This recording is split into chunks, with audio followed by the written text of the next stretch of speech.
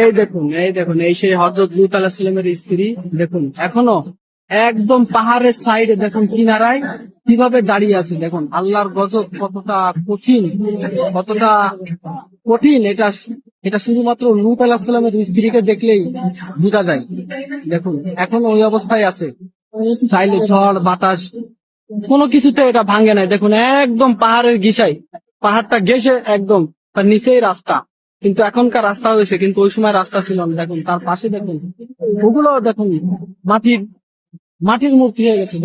দেখুন এই দেখুন এখানে পুরুষে পুরুষের সহকাম চলতো, কিন্তু আল্লাহ তাআলা হিদায়াতের জন্য নূহ আলাইহিস সালামকে এখানে প্রেরণ করেছিলেন।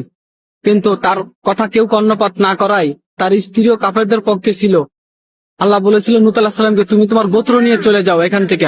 পরে যারা পিছন ফিরে দেখবে তারা মূর্তি হয়ে যাবে। কিন্তু লূত আলাইহিস সালাম সেই স্ত্রী পিছন ফিরে চাওয়ায় সে আজও এই অবস্থায় মূর্তি হয়ে দাঁড়িয়ে আছে। বিশ্ব মুসলমানদের জন্য এটা একটি শিক্ষণীয় নিদর্শন। একবার দেখুন। এবং এই পাশেই রয়েছে সেই মৃত সাগর।